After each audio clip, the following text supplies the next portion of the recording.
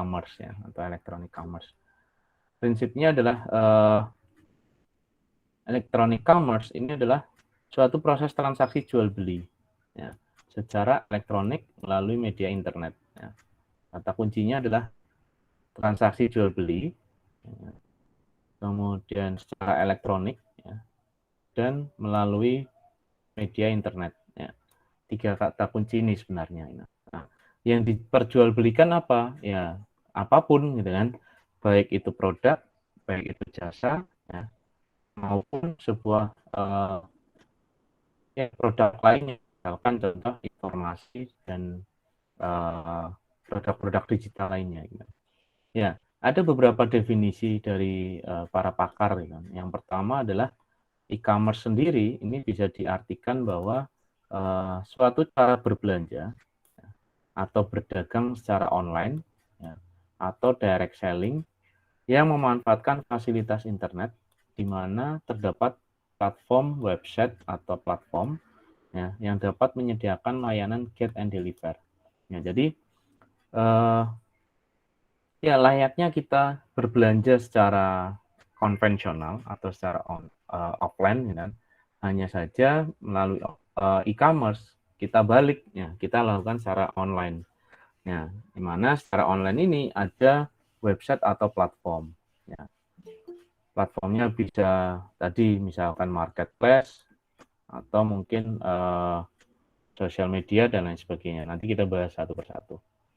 Oke, kemudian definisi lain, ya, kalau tadi dari Mark Paung, ya, kemudian definisi lain dari David Baum, ya, e-commerce is a dynamic set of technology, ya, jadi kata kuncinya teknologi, application, and business process. Ya. Ya. Kembali lagi tadi kata kuncinya, kalau tadi di awal kata kuncinya adalah teknologi, internet, gitu kan, dan jual beli. Gitu. Nah, ini kalau menurut David Baum, kata kuncinya adalah technology, application, and business process. Di mana ketiga ini mempertemukan atau that link enterprise, consumer, and community. Ya, jadi platform e-commerce itu mempertemukan antara perusahaan, enterprise, consumer atau konsumen, dan juga komunitas. Ya. Through electronic transaction and the electronic exchange of goods, service, and information. Tadi yang saya sampaikan di awal bahwa produk yang diperjualbelikan melalui transaksi elektronik ini bisa beragam ya, dari goods, service, and information.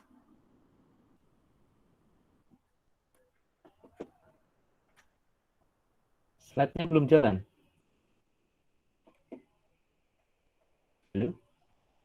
Halo, Pak. Ya, slide masih pengertian, Pak.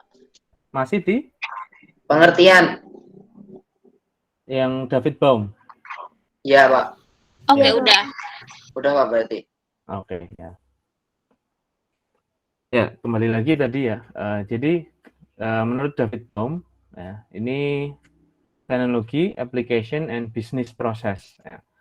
Di mana konsep ini mempertemukan antara enterprise, consumer, and community. Gitu.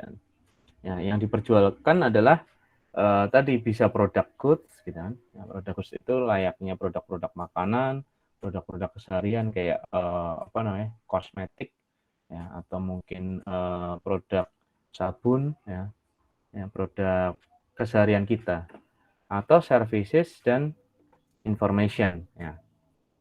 Kemudian menurut pakar lainnya yaitu Brian Garner, e-commerce the practice of buying and selling goods and service through online consumer service on the internet with electronic transaction. Ya.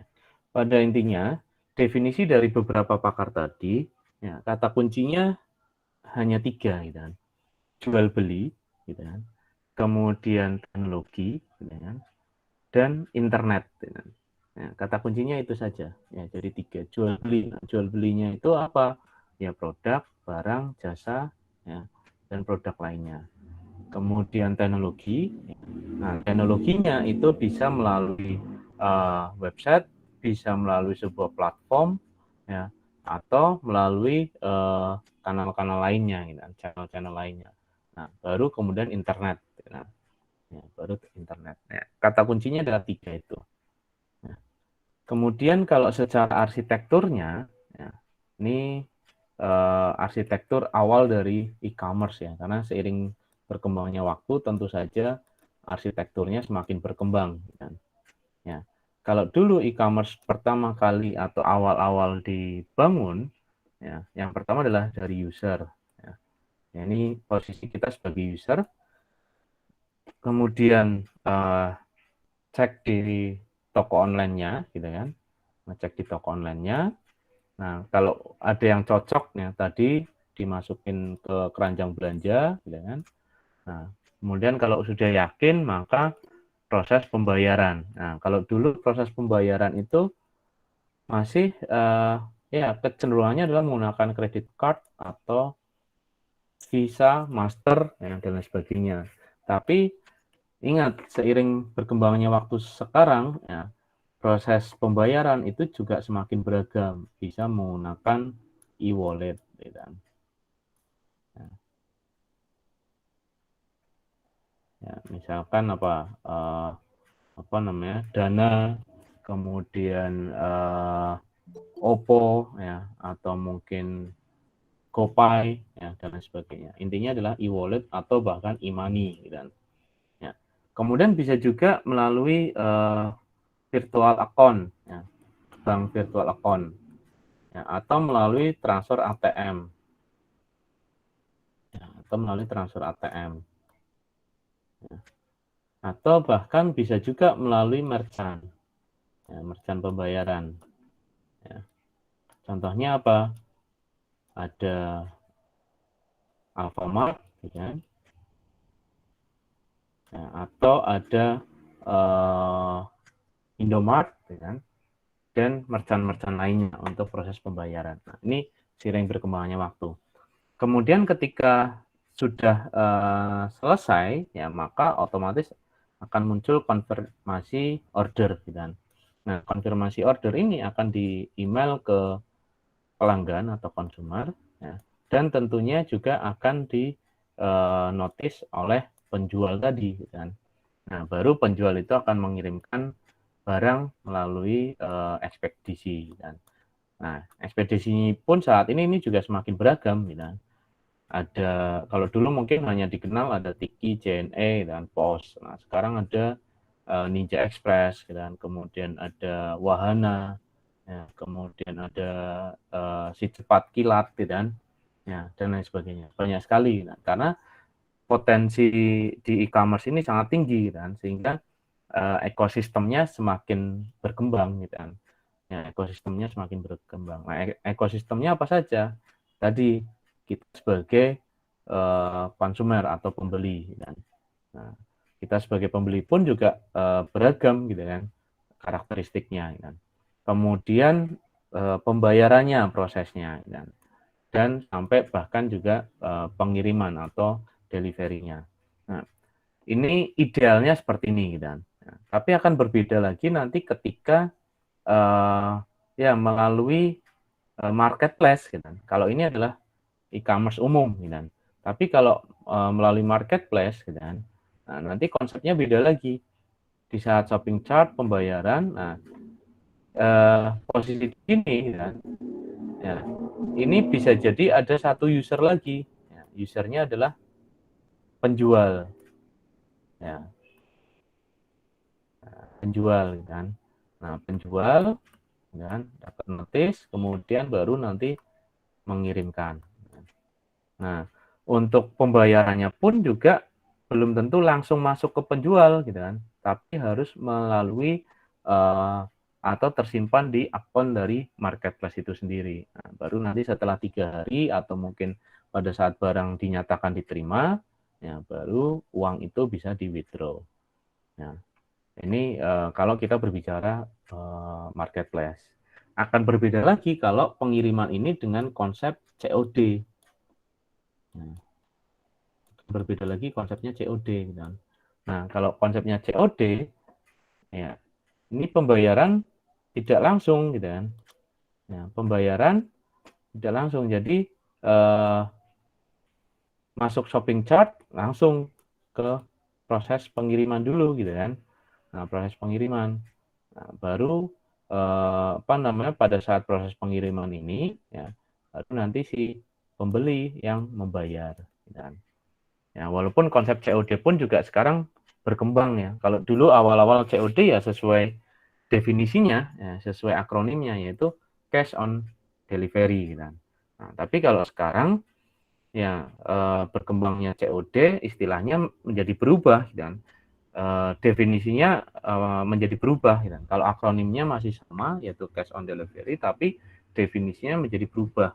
Nah, bukan lagi penjual yang mengirimkan, gitu, tapi adalah kurir, ya, posisi kurir yang melakukan pengiriman. Gitu. Ya, sehingga ini yang perlu diedukasi kepada masyarakat.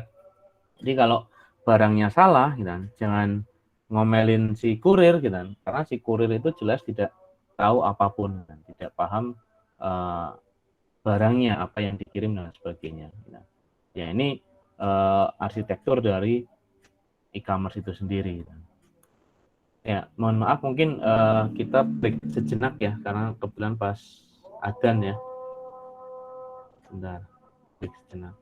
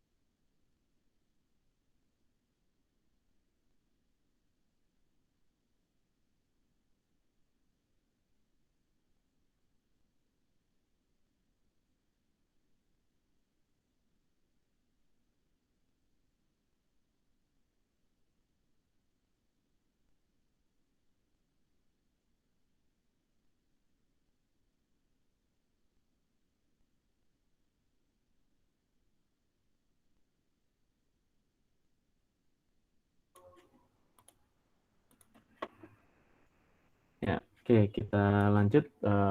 Share screen-nya sudah muncul ya?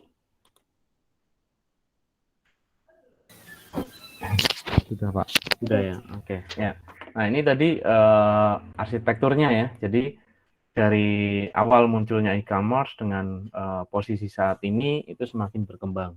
Ya, tadi terakhir proses delivery yang konsepnya adalah COD. Ya, jadi ketika konsepnya COD ya, ketika barang salah atau mungkin produknya salah, jangan kurirnya yang dimarahi gitu kan. Nah, kemarin kan sempat viral seperti itu ya. Ya, boleh kita komplain, gitu kan, tapi komplainnya adalah ke penjual, gitu kan. Ya, jadi barang kita terima dulu, ya, kemudian kita cek, gitu kan. Ketika ada ketidaksesuaian, maka komplainnya adalah ke sellernya atau ke penjualnya, jangan ke kurirnya yang bawa barang, gitu kan. Nah, bagaimanapun malah justru si kurir ini yang tidak salah apapun gitu kan. Nah, jadi yang perlu diperhatikan adalah sekarang COD konsepnya sudah definisinya sudah berubah kan. Nah, ini yang perlu dilakukan edukasi kepada masyarakat gitu. Nah, masyarakat masih cenderung berpikir ya kalau COD ya yang ngirim adalah si penjual gitu kan. Nah, jadi kita langsung bayarnya ke penjual. Ya, itu kalau arsitektur e-commerce itu sendiri. Kemudian ya dalam masa pandemi saat ini, gitu kan, ya e-commerce itu sangat potensinya sangat tinggi sekali, gitu kan. Nah, ini terbukti dari salah satu penelitian dari yang saya ambil dari jurnal, yaitu penulisnya Permana, yang di mana selama masa pandemi malah justru transaksi jual beli online itu naik drastis, gitu kan. Naik drastis. Ya, tercatat dari hasil penelitian menunjukkan bahwa ada yang bahkan lebih dari 7 kali sebulan. Ya. Ya, ada yang lebih transaksinya itu lebih dari 7 kali sebulan. Ya. Artinya dalam satu minggu itu bisa 1 kali atau bahkan 2 kali transaksi pembelian melalui e-commerce gitu kan. Ya, jadi peningkatannya sangat drastis. Atau bahkan ada juga yang 4 sampai 7 kali 1 bulan gitu kan. Nah, atau juga ada yang kadang-kadang gitu. Ya. Nah, artinya apa? Bahwa potensi dari e-commerce itu ya, semakin meningkat gitu kan, semakin meningkat, dan saya yakin bahwa habit ini, kebiasaan ini tidak serta-merta nantinya akan berubah. Gitu kan. Ya, apalagi kita masa pandemi itu adalah 2 tahun, gitu, hampir 2 tahun. Ya, masa pandemi itu kita hampir 2 tahun, di mana secara sadar tidak sadar dan ini menciptakan sebuah habit atau kebiasaan baru. Kebiasaan baru di mana kita sudah terbiasa online, gitu kan. Kemudian kita sudah terbiasa transaksi online, gitu kan. Ya, kita sudah terbiasa jual beli online dan sebagainya, sehingga muncul sebuah kebiasaan-kebiasaan baru yang mana ya inilah new normalnya, gitu kan. Ya, new normalnya. Yang tadinya mungkin orang ya lebih suka datang ke mall, gitu kan. Nah, sekarang lebih cenderung memilih jual beli online, gitu kan. Ya, walaupun tetap ada sekian persen yang sebagian orang datang ke mall, gitu kan. Ya, apalagi dari ya unsur usia, ya ini juga menunjukkan bahwa yang mengakses itu adalah usia-usia produktif, gitu kan. Ya, usia-usia produktif ya layaknya kita semua di sini, gitu kan. Ya, usia-usia yang sangat produktif. Ya. Kemudian itu dari sisi definisi dan juga arsitekturnya. Nah, sekarang jenis e-commerce itu apa saja sih? Gitu kan. Nah, tadi kita hanya mungkin saat ini kita hanya tahunya bahwa e-commerce itu ya pokoknya jual beli online, gitu kan. Apapun itu jual beli online, ya apapun platformnya, apapun medianya, ya itu sudah e-commerce, gitu kan. Padahal kalau kita breakdown secara lebih dalam lagi, ya, e-commerce itu jenisnya banyak banget, gitu kan. Ya, e-commerce itu jenisnya banyak sekali. Dari sisi e-commerce itu sendiri, ada istilah B2B, kemudian ada istilah B2C, ya, C2B, ya, C2C, ya, dan seterusnya. Nanti kita bahas satu persatu sampai dengan E2E, kan. Ya, ini ada berapa nih? 1, 2, 3, 4, 5, 6, 7, 8, 9, 10, 11, 12. Ya, ada 12 varian dari jenis e-commerce itu sendiri. Kemudian berkembang lagi ada m-commerce atau mobile commerce. Berkembang lagi ada v-commerce atau virtual commerce. Nah, kemudian ada social commerce atau social media, dan ada marketplace. Ya. Walaupun ada sebagian orang yang menganggap ya marketplace bukan e-commerce, gitu kan. Nah, marketplace adalah marketplace, ya. Tapi sebagian kecil dari entitas yang ada di dalam marketplace ini mewakili konsep dari e-commerce itu sendiri. Oke, kita bahas satu persatu. Ya.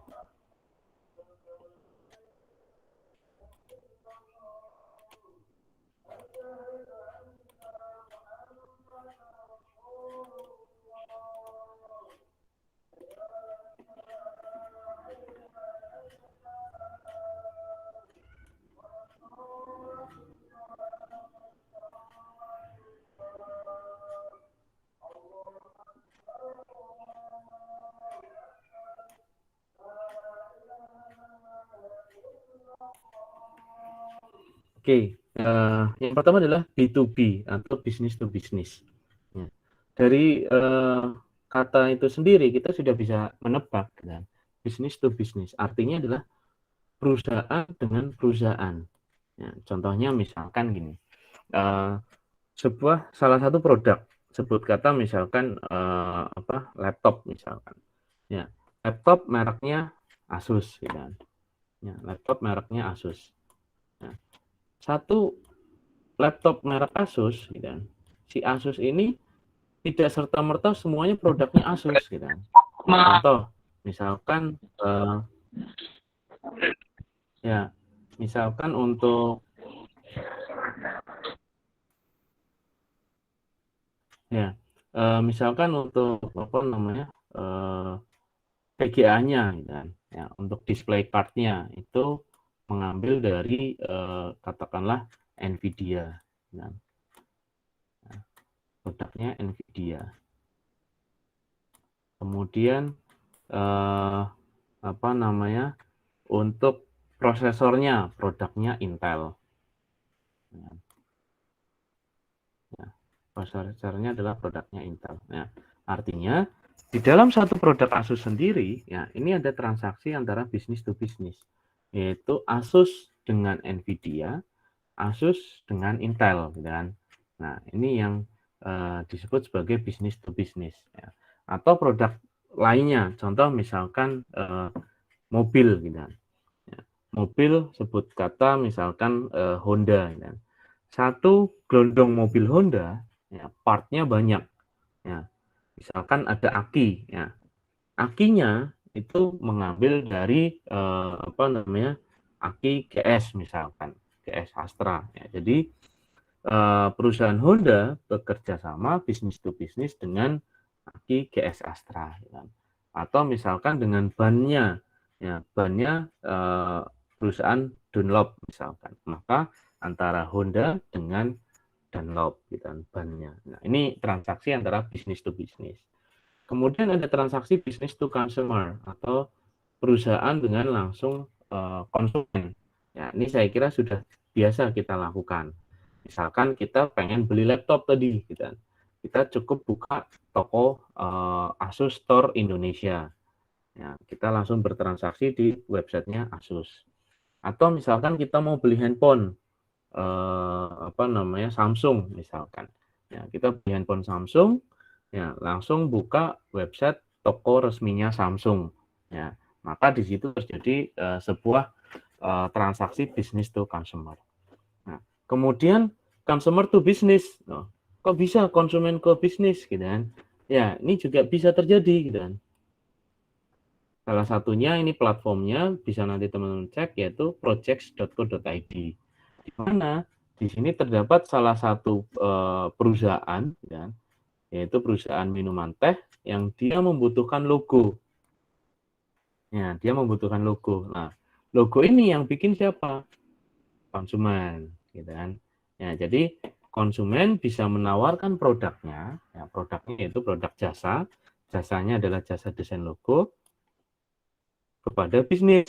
Misalkan minuman tehnya katakanlah teh gelas atau mungkin teh kotak atau mungkin minuman lainnya.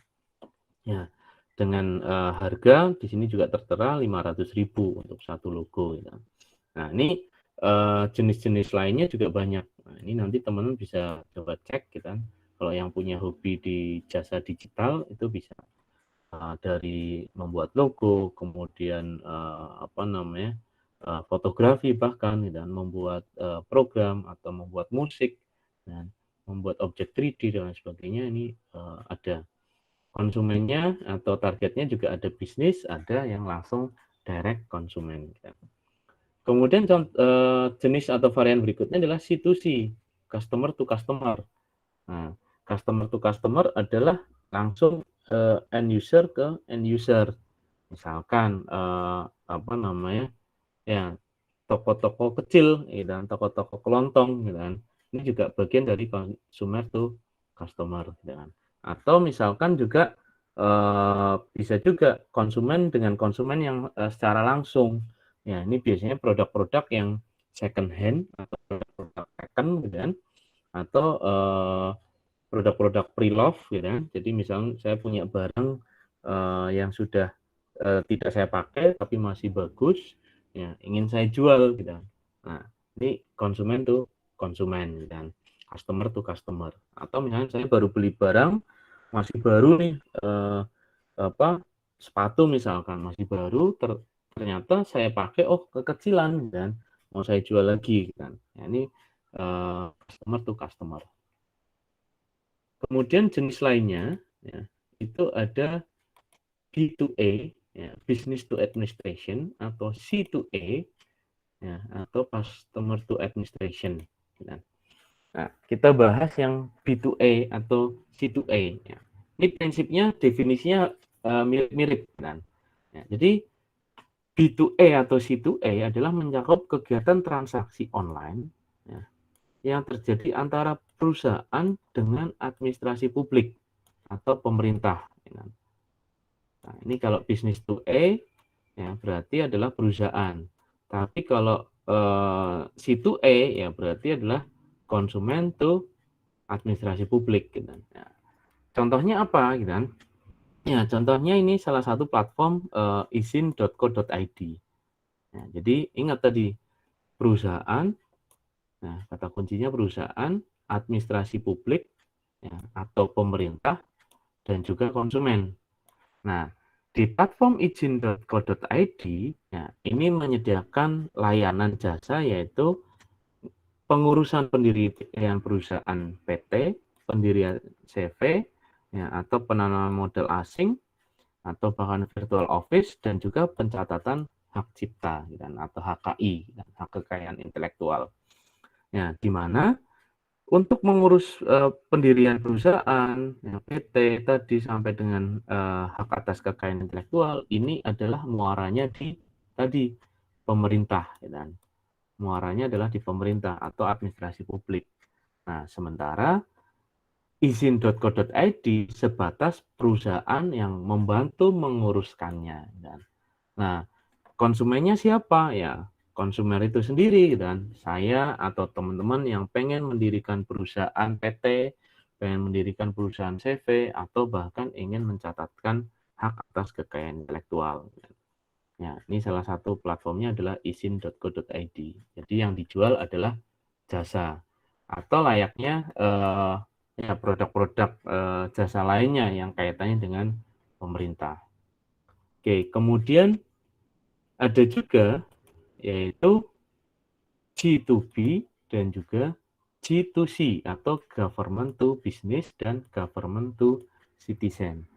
Kalau tadi B2A dan C2A, ya ini ada platform penengahnya. Nah, bedanya dengan government to business atau government to citizen, ya ini tidak ada platform penengahnya. Jadi langsung direct antara pemerintah dengan bisnis, ya, misalkan pada saat ngurus pajak.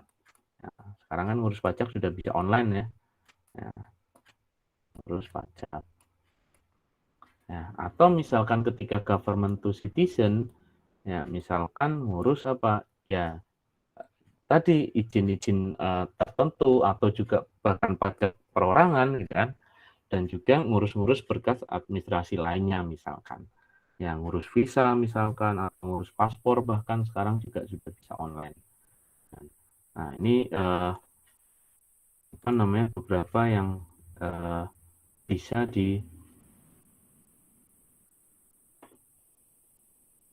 dicontohkan untuk G2B atau G2C.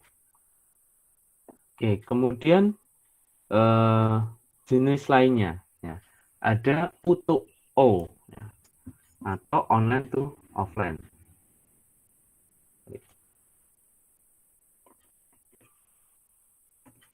Ya, O2O atau online to offline, yaitu apa? Pemasaran digital untuk menarik konsumen dalam lingkungan digital untuk melakukan pembelian barang atau jasa dari bisnis atau toko fisik. Ya, jadi online to offline, ya, media digitalnya hanya sebatas iklan.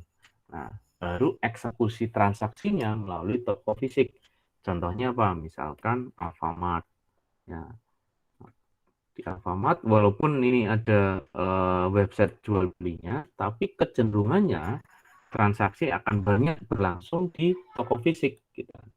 Ya, terjadi di toko fisik. Misalkan di website atau di platform e-commerce-nya hanya banyak menawarkan produk-produk promo. Nah, baru nanti pembeliannya itu digiring atau diarahkan ke toko ataupun bisnis secara fisik. Oke. Kemudian eh, jenis lainnya adalah non-business EC atau eh, produk e-commerce non-business. Ya, jadi ini kaitannya biasanya dengan akademis, kesehatan, organisasi non-profit, atau bahkan keagamaan dan organisasi sosial. Contohnya misalkan untuk ya wakaf. Ya, ini kan juga sama, ada transaksi secara digital dan misalkan untuk wakaf atau yang kemarin dicontohkan kelas teman-teman itu ada Fidyah-in aja gitu. Jadi ada transaksi proses ya bisa dibilang proses jual beli produk digital. Nah, produknya apa? Ya produknya adalah jasa wakaf itu kan.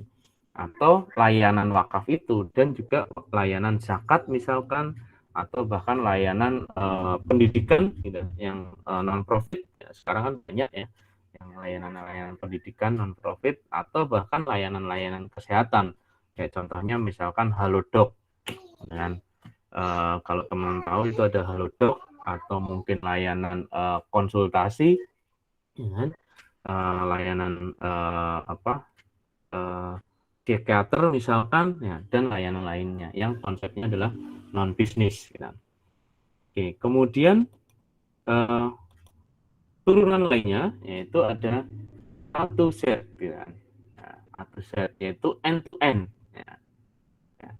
End to end ini adalah perusahaan yang menyediakan layanan strategi digital A to Z ya, atau end to end ke unit bisnis lain yang ini menjual produknya secara online. Ya, ini biasanya disebut sebagai kalau bahasa apa namanya konvensional adalah broker gitu, atau marketing. Ya. Atau ini juga bagian dari apa namanya dropship gitu, dan juga reseller. Ya, konsepnya end to end gitu. Yaitu apa? Ada bisnisnya, ada produk besarnya. Nah, kemudian ada konsumennya. Ya, walaupun sebenarnya konsumen bisa langsung ke sini, ya, bisa langsung beli, tapi kecenderungannya ada pihak ketiga yang menjembatani. Ya, ada pihak ketiga yang menjembatani, yaitu platform dari bisnis atau setnya itu sendiri, gitu kan, atau brokernya, atau makelarnya, atau dari resellernya. Nah, yang kecenderungannya si pelaku bisnis A2Z ini akan mengenakan charge ya, atau akan mengenakan biaya kepada konsumen kan. Ya, sehingga harganya relatif sama dari bisnis ke pelaku ini, tapi dia akan mengenakan harga kepada konsumen yang sudah ditambahkan dengan profit atau keuntungan.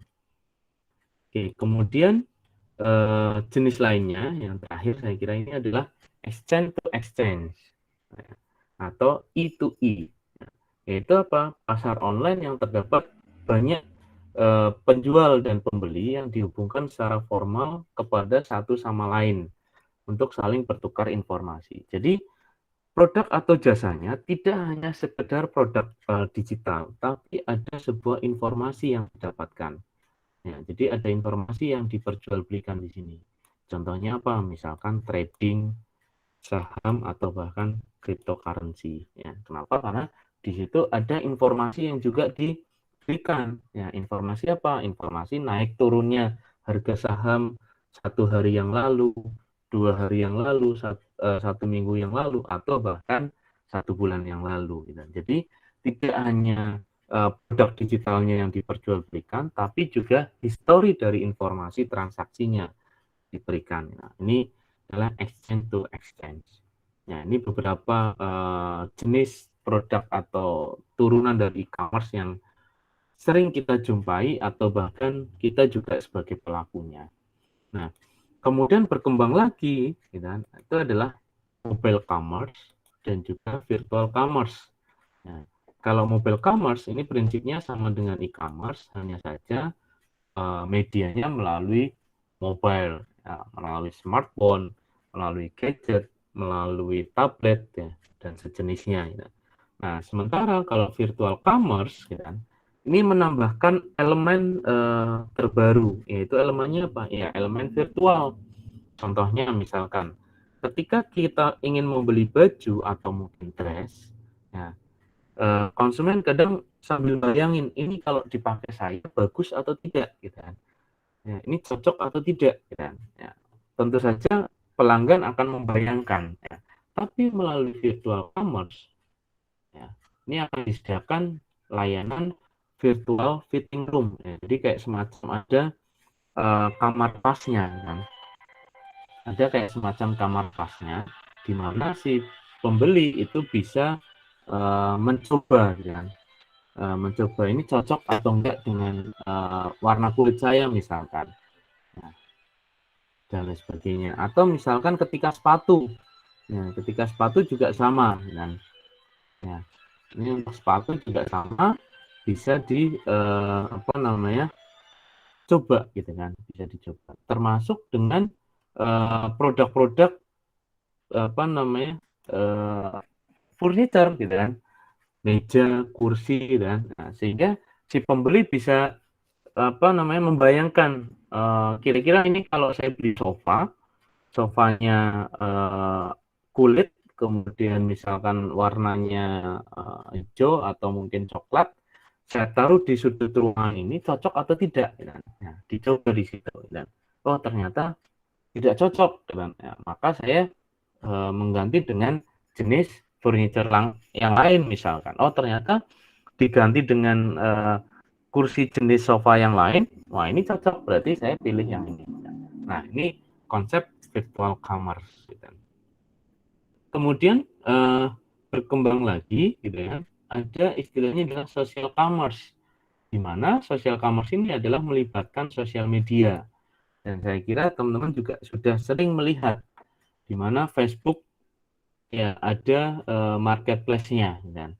Nah, jadi siapapun yang punya akun di sosial media tersebut, ya, baik dia apa namanya, mau jualan hanya sekedar satu barang saja atau bahkan jualan yang memang punya produk barang yang banyak, gitu kan. Ya, jadi di Facebook menyediakan layanan itu, atau bahkan juga di Instagram juga sama, gitu kan. Ya, ada layanan apa, marketplace social commerce-nya. Nah, kemudian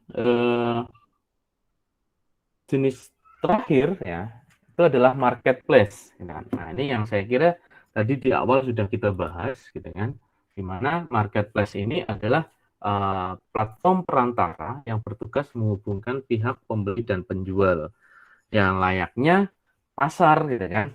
Ya, layaknya pasar, pemerintah hanya menyediakan ruangan pasarnya, ya kan, tapi di situ akan mempertemukan antara penjual dan pembeli. Hanya saja kalau di online, marketplace-nya tidak hanya mempertemukan penjual dan pembeli, tapi juga memanage adanya transaksi keuangan. Kan. Jadi misalkan ini ada pembeli, gitu kan, ada pembeli, kemudian ada penjualnya, ada penjualnya. Nah, ketika dia membeli ke penjual, ini tidak langsung apa, uangnya dibayar, gitu kan, tapi uangnya justru dibayar itu ke ini dulu, gitu kan. Nah, uangnya dibayar ke sini dulu. Nah, setelah uangnya dibayar, maka si penjual tadi harus wajib mengirimkan eh, produknya, gitu kan. Produknya dikirimkan, gitu kan. Nah, ini produknya dikirimkan. Nah, baru setelah itu, gitu kan, si penjual ini, si pembeli akan mengkonfirm bahwa barangnya sudah diterima. Maka marketplace berkewajiban untuk memberikan ya, uang kepada si penjual, dan atau bahkan juga di withdraw, gitu kan, ya, atau di withdraw. Nah, ini eh, ada konsep apa namanya pihak ketiganya dibandingkan secara offline tadi antara di pasar konvensional kan. Nah, itu perbedaan kan. Nah, sehingga kalau kita tarik kesimpulan, ya, ketiga jenis tadi memiliki karakteristik yang berbeda. Ya. Yang pertama marketplace. Ya. Kalau kita berbicara marketplace, gitu kan, tadi disebut sebagai pasar online. Nah, kemudian barang yang dijual bisa dari pemilik langsung atau brand resmi atau bahkan UKM. Nah, brand resmi juga banyak ya. Contoh kayak ya produk-produk besar ya Samsung, LG bahkan punya toko juga di marketplace gitu kan. Atau juga bisa toko-toko kecil, UKM-UKM kecil gitu kan. Nah, terus metode pembayaran tadi ya, ada pihak ketiganya yaitu apa marketplace. Pembeli bayar ke marketplace, baru marketplace memberikan ke penjual. Nah, kemudian media jualannya ya marketplace itu sendiri, bisa apps, bisa web. Nah, berbeda dengan e-commerce dan online shop yang kecenderungannya sama. Itu apa? Kalau di e-commerce tadi baik B2B, B2C, ya, C2B atau mungkin apa namanya tadi B2A, ya, A2C, ya, C2A, ya, dan seterusnya adalah si pembeli ya, langsung membayar melalui e-commerce itu kan. Ya. Kalau bisnis to bisnis ya berarti perusahaan langsung membayar ke perusahaan dengan medianya bisa web atau bisa apps ya kan. Nah, di online shop juga sama. Ketika misalnya si Fulan jualan di apa namanya sosial media gitu, di Facebook. Ya, ketika saya mau bayar ke si Fulan, ya maka langsung saya transfernya ke rekening si Fulan, gitu kan.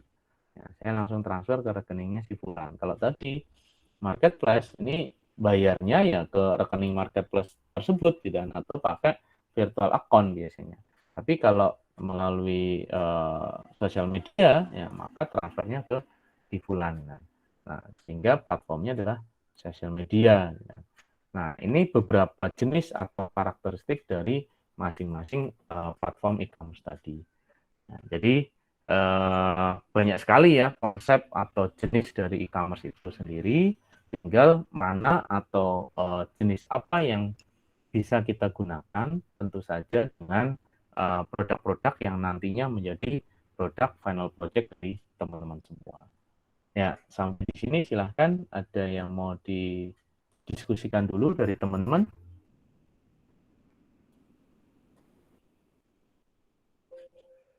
Saya izin bertanya, Pak.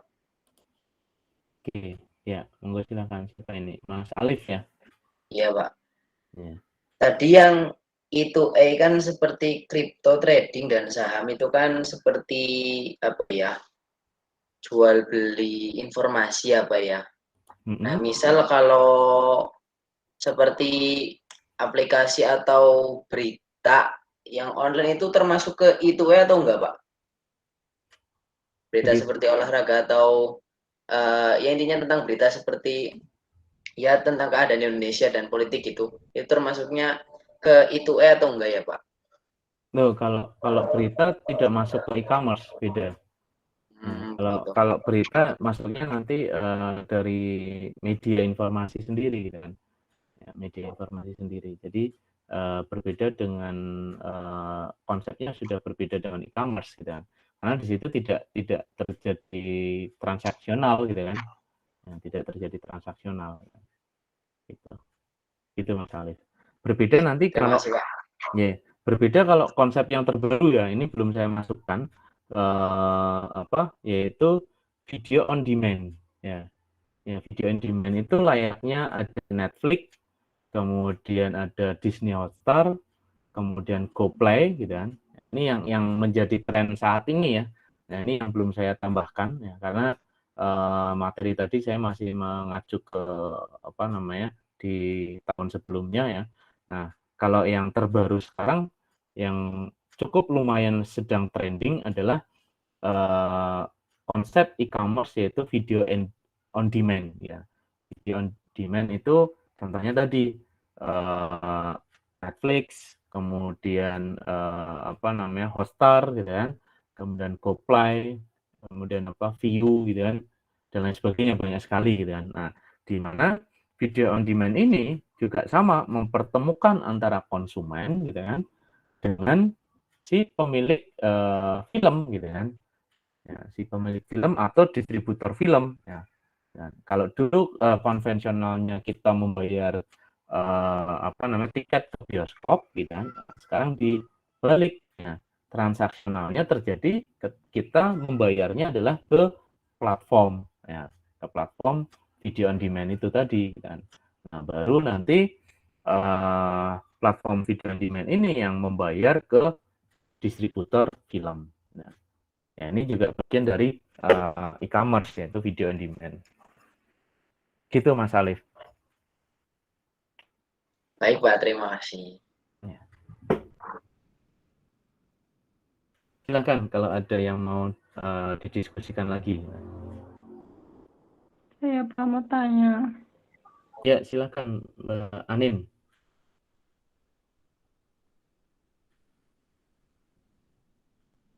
Halo Mbak Anin, jadi bertanya? Iya, jadi Pak. Ya, silakan. On. Bagaimana cara menganalisis habitual si traffic ini agar menemukan the nice market, sedangkan dari trafficnya ini tuh dari segmentasi pasar yang berbeda gitu Pak. Terima kasih. Sorry. Bagaimana bisa menganalisis apa tadi? Habitual si traffic untuk mendapatkan nice market, tapi dari segmentasi pasar yang berbeda gitu Pak. Nah, dari traffic pengunjung gitu ya maksudnya? Ya, untuk bisa menganalisa, gitu kan, yang jelas memang apa namanya kita tidak bisa serta-merta langsung mengetahui segmen pasar gitu kan. Ya, tapi segmen pasar itu kita bisa create dari awal gitu kan. Ya, maksudnya gini, ketika kita punya sebuah produk barang gitu kan, tentu kan kita sudah tahu nih segmen pasarnya apa gitu kan. Contoh misalkan gini, kita punya produknya adalah hijab. Ya, berarti hijab ini otomatis segmen pasar terbesarnya kan perempuan. Walaupun tidak menutup kemungkinan laki-laki juga bisa menjadi target segmen pasar.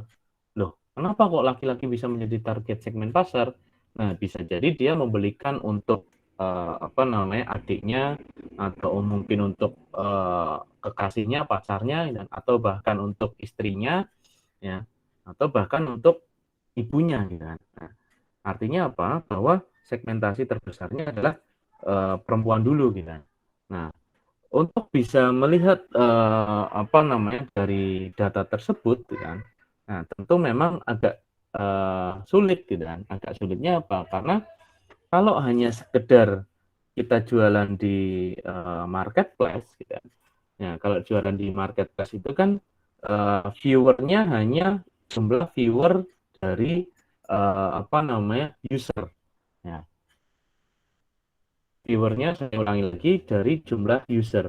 Berbeda dengan kalau kita jualannya di sosial media, misalkan di Facebook, kita bisa langsung tahu apa viewer produk kita atau yang nge-like produk kita itu kecenderungannya adalah laki-laki atau perempuan. Ya, termasuk juga untuk memfilter ketika kita jualannya di sosial media. Ya, kita gunakan sosial media ads itu bisa juga kita atur ya target segmennya ke siapa saja.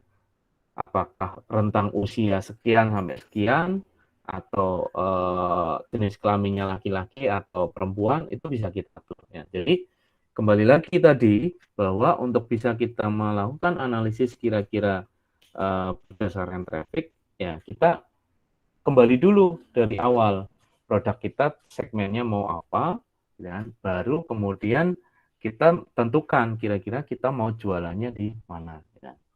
Ya, saya kira kalau untuk awalan yang jelas paling mudah adalah yang pertama di sosial media, baru kemudian yang kedua adalah di marketplace gitu.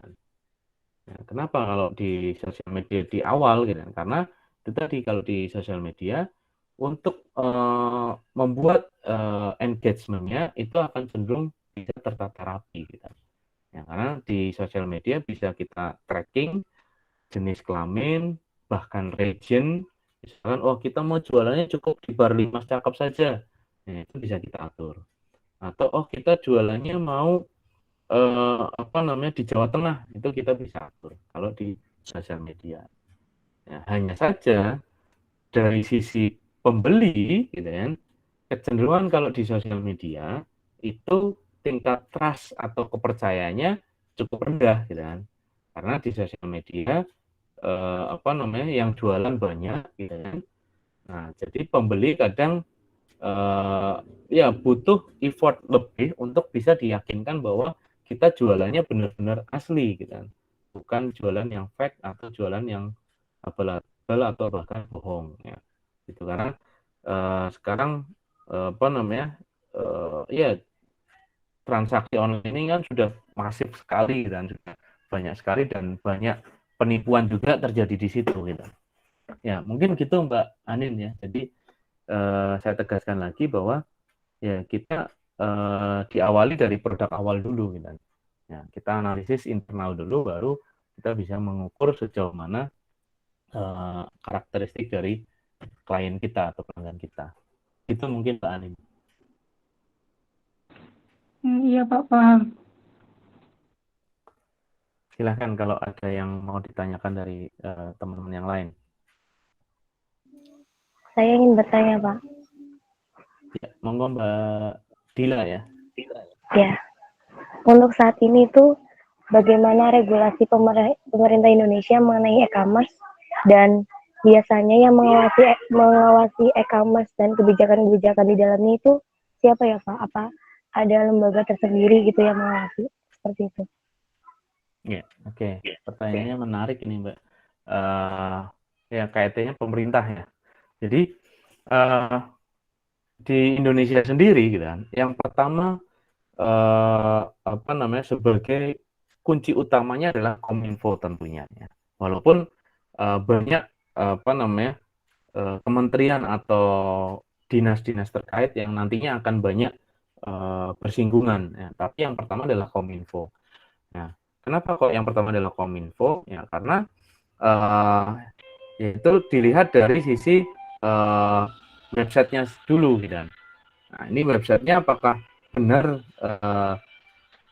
bisa dipercaya, bisa di trustnya terpercaya, kemudian jualannya apakah benar-benar jualan produk atau bahkan ya website-website yang nggak jelas gitu. Ya, yang pertama kali punya andil yang cukup berat adalah Kominfo gitu. Dan banyak sekali website-website yang akhirnya lolos juga dari pantauan Kominfo gitu kan. Ya, karena ya kadang ya penjahat kan lebih pintar ya bahasa bahasa Banyumasnya kadang kan penjahat lebih pintar daripada polisi gitu kan. Nah, ini juga sama gitu kan. Nah, tapi yang pertama adalah Kominfo. Kemudian berikutnya nanti akan banyak kementerian-kementerian yang saling bersinggungan. Contoh misalkan ketika kita berbicara payment-nya. Ya, ketika berbicara payment-nya, maka di sini yang bertanggung jawab adalah OJK, gitu kan. OJK dan BI tentunya, ya, Otoritas Jasa Keuangan dan Bank Indonesia. Ya, legalitas e-wallet-nya ini bisa punya legalitas atau belum, gitu kan. Misalkan GoPay jelas sudah, Dana juga sudah. Nah, sekarang kan banyak ya platform-platform pembayaran yang baru, gitu kan. Nah, ini yang perlu dicek ya. Apakah sudah terdaftar di OJK atau belum? Ya, ini kalau kita berbicara dari sisi payment-nya ya OJK dan BI.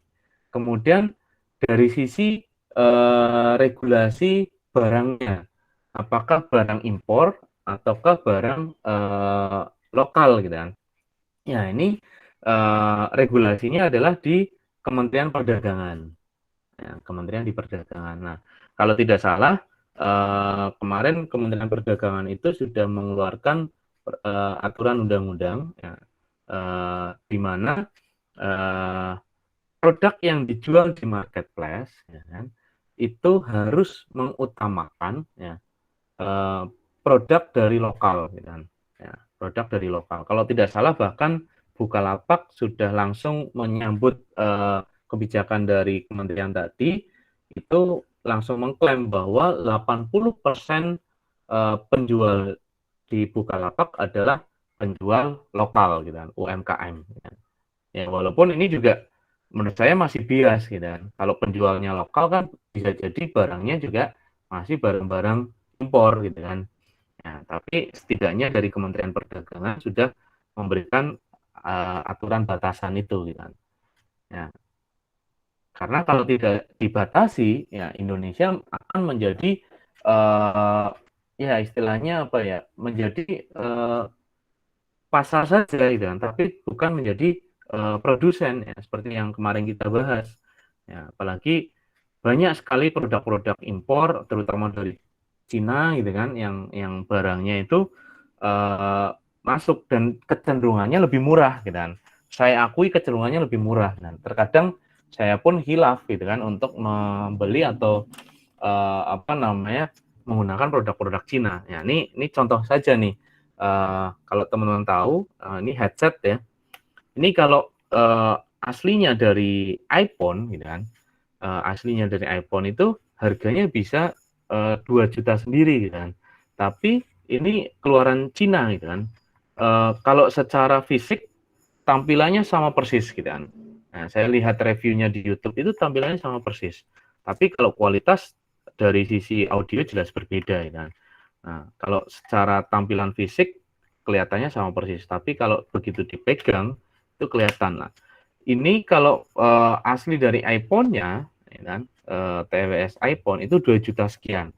Tapi karena produk Cina, saya juga heran. Ini segini cuma Rp25.000 gitu kan. Ya, earbud yang Bluetooth wireless tanpa kabel, gitu kan, kok bisa Rp25.000, gitu kan. Padahal kalau produk katakanlah Xiaomi ya, Xiaomi itu paling murah setidaknya sekitar 200-300, gitu.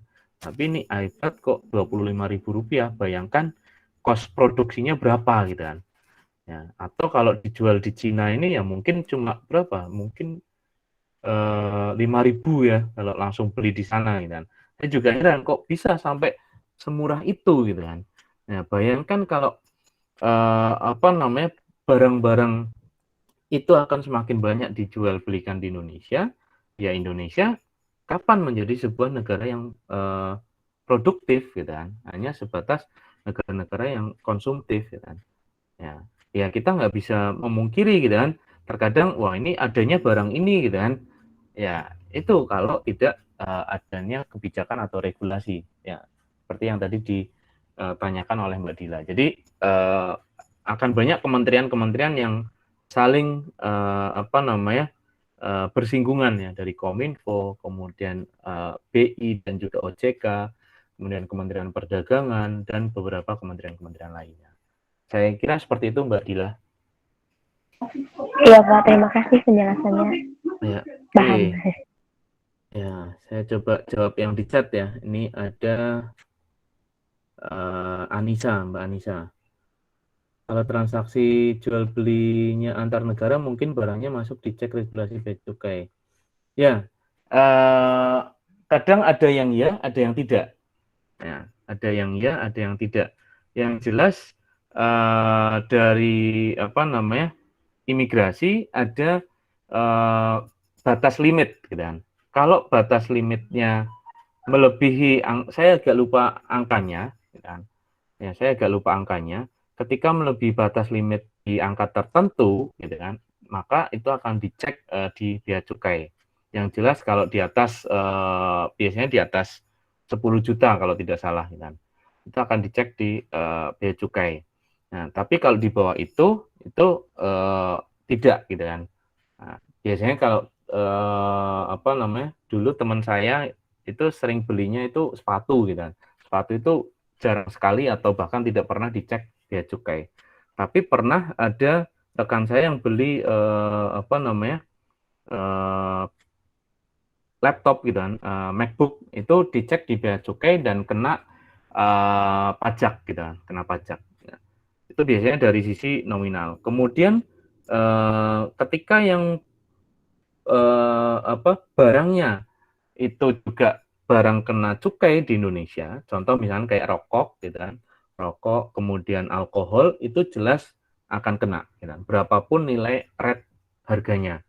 Ya, kalau misalnya rokok kemudian alkohol itu kan ada cukainya, gitu kan, ya itu pasti kena, gitu kan. Nah, gitu Mbak Anissa regulasinya. Ya, jadi kalau sejauh ini sepengetahuan saya kalau beli sepatu misalnya kadang kan yang sering promo itu villa itu. Teman saya itu kadang sering dia beli villa itu dari langsung dari luar negeri gitu kan. Itu sampai sejauh ini biasanya lolos dari bea cukai. Oke, kemudian pertanyaan berikutnya terkait barang dari luar negeri, ongkos kirimnya murah banget, bahkan lebih murah dari ongkos antar pulau di Indonesia.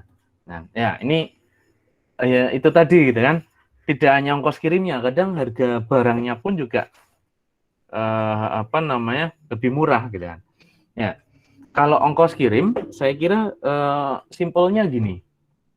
Terkadang, gitu kan, biaya tiket pesawat dari Indonesia ke Singapura, Indonesia ke Taiwan, ya, atau bahkan Indonesia ke Asia Tenggara, gitu kan, itu cenderung lebih murah dibandingkan dengan Indonesia ke Bali, misalnya dari Jogja ke Bali, atau mungkin dari Jakarta ke Padang, ya, itu malah justru lebih mahal, gitu kan. Ya, itu. Kalau nggak percaya, teman-teman bisa cek, gitu kan, di platform jual beli tiket pesawat, gitu kan. Nah, saya juga pernah, gitu kan, beli tiket dari Indonesia Jakarta ke Singapura, ya kan? Kemudian dari Singapura itu ke Malaysia, kemudian dari Malaysia nanti turunnya ke Surabaya, itu saya pernah beli, jadi kayak maraton gitu kan, itu selama 2 minggu gitu kan, itu cuma 600.000 gitu kan. Ya, itu sudah dapat package itu tadi dari Jakarta ke Singapura, kemudian Singapura ke Malaysia, gitu kan, Malaysia ke Surabaya. Tapi yang herannya, ya, itu tadi keliling itu 600.000. Herannya, mau pulang dari Surabaya ke Jogja, itu malah 2 kali lipat, gitu kan. Jadi sekitar 1.200.000 gitu kan. Nah, ini yang kadang akhirnya menjadi cost, ya tentu saja biayanya menjadi bengkak. Nah, karena memang kecenderungannya di luar negeri memang cost untuk delivery lebih murah. Ya mungkin ada banyak faktor ya, misalkan dalam satu pesawat ya banyak produk yang dikirim misalkan, atau mungkin ada point of sales-nya di Indonesia misalkan, importirnya misalkan, atau mungkin ada gudangnya. Nah, itu ada banyak aspek sih tentunya di situ. Ya, begitu ya mungkin. Ini siapa? Bakti Mardiansyah? Ya, Mbak terima kasih atau Pak jawabannya. Mas ya? Mas ya? Ya, oke, Mas Bakti. Iya, Mas. Oke, kemudian Mbak Nisa lagi nih ya, mengenai PP tentang e-commerce. Nah, ini tadi ya, melalui sistem elektronik ya. Jadi ya banyak tentunya yang berhubungan di situ, termasuk peraturan perundangan ya, atau mungkin kebijakan dari presiden ya. Terima kasih sudah membantu jawab Mbak Anissa ya. Oke, kemudian Akmal Fatah Rifai tentang tantangan. Ya. Sebenarnya tantangan seperti apa ya Pak yang dihadapi UMKM di Indonesia mencapai menjadi pasar saja ya. Kalau dibilang tantangannya ini ibaratnya kayak mengurai benang kusut gitu kan. Ya, kayak mengurai benang kusut karena memang banyak sektor yang berperan di situ gitu kan. Banyak sektor yang berperan di situ. Nah, contoh kasus tadi gitu kan. Dari sisi pemerintahnya gitu kan. Pemerintahnya bukan berarti kita nyalain pemerintah gitu kan. Ya, pemerintah perlu membuat regulasi. Cuman kadang pemerintah juga perlu adanya karena ketika barang masuk secara besar ke Indonesia kan tadi ada bea cukainya. Nah, ketika ada pajak, bea cukai menjadi pendapatan tersendiri bagi pemerintah. Nah, sehingga mau tidak mau dari produk impor tetap harus ada kan, walaupun harus dibatasi. Nah, ketika barang impor ada, tentu saja akan mengganggu transaksi produk-produk dari UMKM. Itu kalau dari sisi pemerintah, ya kita tidak bisa langsung menyalahkan pemerintah. Nah, kemudian dari sisi kita sebagai pembeli, gitu kan.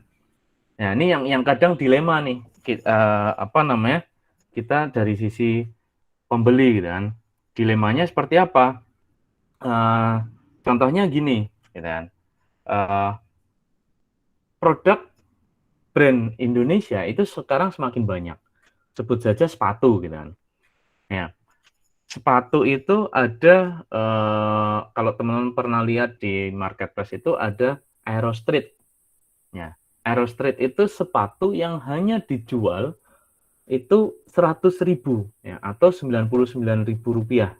Ya, ini saya tidak endorse ya, tapi teman-teman bisa cek gitu kan, Aerostreet dengan berbagai macam jenis dari sepatu futsal, kemudian sepatu cats gitu kan, sepatu pantofel, semua dijual flat 99.000 rupiah dengan. Nah, memang kecenderungannya murah. Saya pun juga sempat pernah membeli ada 2 jenis ya. Yang pertama saya beli sepatu futsal. Nah, kemudian saya penasaran dengan sepatu cats-nya. Tapi sekali lagi ya, produk UMKM Indonesia memang keren, sudah bagus. Hanya saja kadang quality control-nya yang mungkin masih belum sebagus produk-produk dari, ya kalau kita compare sepatu ya misalnya dengan Nike atau Adidas gitu kan. Nah, tentu saja saya sebagai konsumen gitu kan, tentu selain membeli barang itu kan value-nya selain kenyamanan gitu kan, juga ya ada faktor lain gitu kan.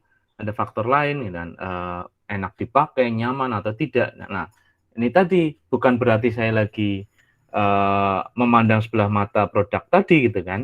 Nah, tapi kenyataannya itu tadi ya mungkin dari quality control-nya yang masih rendah atau quality control-nya yang belum sempurna, sehingga relatif kalau saya head to head-kan dengan tadi sebut merek misalkan Adidas atau mungkin Nike, ya jujur saya akan lebih prefer mengeluarkan spend money-nya lebih tapi memiliki value yang lebih gitu kan. Nah, sehingga ya ketika saya kemarin membeli pun ya saya berikan review yang membangun kepada produk Aerostreet gitu kan, bahwa ini loh produknya kamu kurang ini, kurang ini, kurang ini, sehingga tolong diperbaiki gitu kan. Ya, sehingga harapannya kita sebagai konsumen ketika produk lokal yang kita beli ternyata ada kekurangan, kita berikan masukan kepada mereka gitu kan. Jangan kita istilahnya apa ya, review jelek di internet gitu kan. Karena ketika review jelek otomatis akan menjatuhkan. Ya, kita lakukan review langsung, misalnya DM, kita cek ada Instagramnya, oh ada ternyata. Ya, saya DM ke Instagramnya. Dan ini loh testimoni dari saya gitu kan. Nah, sementara testimoni secara luarnya gitu kan, di feed story-nya saya ya testimoni yang membangun gitu kan, yang kira-kira orang penasaran untuk membeli gitu kan. Itu kalau dari sisi produk. Nah, kemudian yang perlu ditingkatkan lagi adalah kreativitas. Ya, saya kira kreativitas ya. Tentu saja sektornya banyak gitu kan, atau komponen yang mendukung banyak. Nah, kalau dari sisi kreativitas, nah ini yang perlu patut ditingkatkan. Ini saya punya 2 contoh. Yang pertama adalah contoh produk gangsing. Ya, berdasarkan data di kemarin saya sebutkan, saya pernah ikut webinarnya dari ekonomi kreatif, yaitu dari Game Development Indonesia. Nah, di sana kemarin diinfokan bahwa Indonesia memiliki setidaknya 75 produk gangsing. Teman-teman tahu ya gangsing ya, yang mainnya ditarik tali kemudian muter gitu kan. Ya. Tapi yang menjadi keprihatinan dari 75 produk gangsing itu, ya Indonesia belum punya value lebih dari sisi ekonominya dari produk gangsing itu. Karena kecenderungannya jualannya murah, paling cuma berapa 5.000 atau mungkin 10.000, dan orang yang memainkan anak-anak sekarang itu cenderung tidak main gitu kan.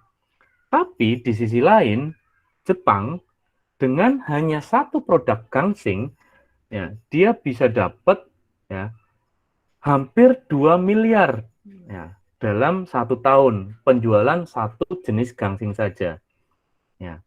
Yaitu apa? Di package, dikemas dengan kekinian, yaitu apa? Di bundling dengan adalah karakter, yaitu apa? Karakternya Ben 10 gitu kan. Karakternya Ben 10. Tahu ya teman-teman karakter Ben 10 ya. Nah, dengan karakter Ben 10 produk gangsing itu bisa dijual lebih mahal gitu kan. Nah, kalau nggak percaya silahkan teman-teman ke toko mainan, ya produk gangsingnya Ben 10 itu bisa dijual Rp25.000 gitu. Padahal produknya cuma ya sama mainnya main gangsing gitu. Nah, inilah ekonomi kreatif di sini berperan, gitu. Kreativitas gitu. Ini tantangannya kita semua gitu. Ya, head to head-nya kan seperti itu gitu. Nah, jadi yang dijual bukan gangsingnya tapi story dari Ben 10-nya gitu. Sehingga anak kecil akan merasa, oh saya punya gangsing, punya kekuatan Ben 10 nih, bisa jadi superhero gitu. Ya, jadi story yang dijual belikan di situ, bukan semata-mata mainan gangsing. Kreativitas. Kemudian contoh kreativitas lainnya, kemarin saya agak lupa nama websitenya, dan sayangnya yang jual adalah bukan asli orang Indonesia, yaitu produk tampah. Ya, teman-teman tahu tampah ya? Ya, tampah itu kan kalau beli di pasar berapa sih? 15.000, 20.000 gitu kan. Ya. Kemudian ada salah satu toko online yang menjual tampah tapi visualisasinya dirubah. Ya, yang difoto adalah tampah yang ditempel di tembok. Ya, kemudian bawahnya ada sofa gitu kan. Jadi dia main komposisi di fotografinya gitu kan. Difoto sehingga dia beri nama ya. Dia beri nama adalah handicraft with bambu gitu kan. Ya, jadi bukan tampah tapi handicraft artistic handicraft with bambu. Ya. Ya, artistic handicraft with bambu. Ya, sehingga yang tadinya tampah cuma 20.000 itu dijual 4 juta gitu kan. Itu dijual 4 juta di dengan hanya merubah nama handicraft with bambu gitu kan. Ya, jadi ini yang menurut saya perannya ekonomi kreatif ya di sini gitu kan bagi teman-teman gitu kan. Ya, perannya ekonomi kreatif adalah di sini teman-teman. Gitu ya. Jadi ini yang tadi menjawab pertanyaannya Mas Akmal ya. Jadi tantangannya seperti apa ya? Tantangannya tadi kreativitas gitu kan, kemudian kualitas dari produk itu sendiri. Oke, kemudian sebentar saya ada telepon sebentar.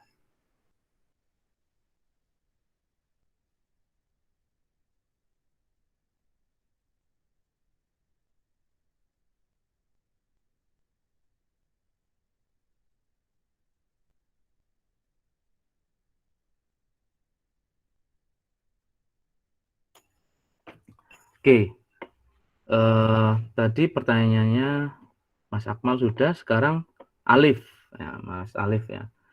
Barang yang asli made in Indonesia tapi tidak diperjualkan di Indonesia. Dan kalau mau beli harus beli di web e-commerce klub resminya, misalnya jersey tenis bola. Secara otomatis kita beli dari luar negeri.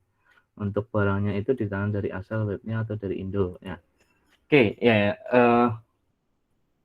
Untuk Mas Alif ini tergantung gitu kan, tergantung dari produknya itu sendiri. Kayak tadi contohnya tampah gitu kan. Ya, tampah itu produk Indonesia. Ya, yang jualan itu orang luar negeri. Ini saya sambil nyari, saya agak lupa kemarin webnya apa ini, tapi nggak sengaja nemu gitu kan. Ya, ini sama gitu kan. apa namanya, pengirimannya tidak dari Indonesia. Ya, pengirimannya tidak dari Indonesia, pengirimannya adalah dari si pemilik toko ini. Jadi dia istilahnya kayak apa ya, kayak kulakan dulu lah bahasa bahasa Banyumasnya gitu kan. Kulakan dulu, dia taruh di sana gitu kan, dan tentu saja nggak mungkin kan belinya cuma 1 piece gitu kan, 2 piece, tapi bisa jadi belinya banyak gitu kan. Nah, baru kemudian dijual dari negara tersebut. Nah, kalau yang pertanyaan Mas Alif ya konsepnya sama, tergantung si penjualnya ini gitu kan. Apakah dia punya stok di luar negeri atau bahkan punya stok di dalam negeri gitu kan. Contoh kayak apa namanya, beberapa produk Nike ya. Sepatu Nike itu kan sebagian ada yang diproduksi di Cibaduyut gitu kan, di Bandung, ada yang diproduksi di Thailand gitu kan. Nah, tapi ketika kita mau beli itu tidak bisa langsung daerah ke Cibaduyut gitu kan. Ya, kita belinya ya ke official store-nya Nike gitu kan. Ya, official store-nya Nike. Padahal produknya kalau teman-teman pas lagi beruntung itu juga bisa ketemu Nike Made in Indonesia kan. Yang memang benar-benar official store tulisannya Made in Indonesia kan. Ya, tapi itu tadi kita tidak bisa langsung membeli di apa namanya store-nya Indonesia dikirim dari Indonesia kan. Tapi ada poolnya atau ada biasanya gudang penampungan gitu. Jadi tergantung dari web commerce tersebut gitu kan, atau tokonya tersebut gitu kan. Itu ya Mas Alif ya. Oke, kemudian Erika Sari, Mbak Erika. Di e-commerce terutama online shop banyak penipuan seperti yang Bapak katakan. Apakah dari e-commerce itu sendiri filtering untuk penjualnya yang seperti itu? Ya, filter penjualnya ya. Tidak hanya orang dewasa, banyak anak-anak atau remaja, orang-orang juga terkadang kurang paham. Ya, memang apa namanya itu tadi ya. Jadi pengguna atau user dari sosial media, pengguna dari apa namanya toko, akun toko di Shopee, akun toko Bukalapak itu kan jumlahnya tidak 1-2 gitu, tidak ratusan, bahkan ribuan, atau bahkan terkadang satu orang punya 2 akun gitu kan. Nah, jadi jumlahnya akan lebih banyak lagi, ya, sehingga tentu saja si platform ini tidak serta-merta bisa menjembatani itu gitu kan. Tidak bisa serta-merta memfilter itu. Sehingga apa? Mereka akan memfilter berdasarkan dari aduan atau dari laporan. Nah, sehingga kembali lagi peran kita sebagai user. Ketika menemukan produk-produk yang kiranya tidak bisa dipertanggungjawabkan, ya dilaporkan gitu kan. Report ya, Facebook, Instagram itu kan ada fasilitas report ya. Ya kita laporkan, atau melalui platformnya Kominfo ya. Sebentar, itu platform Kominfo itu ada aduankonten.id, kemudian ada cek rekening. Nah,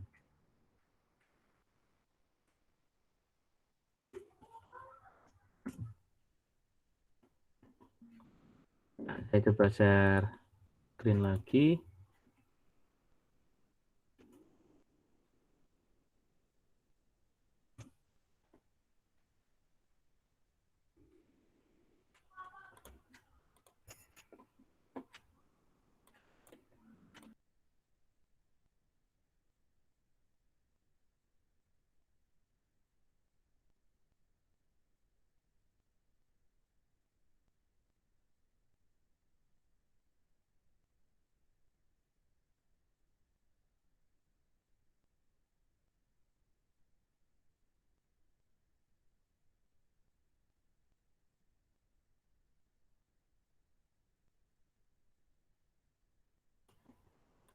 Kelihatan kelihatan ya teman-teman ya?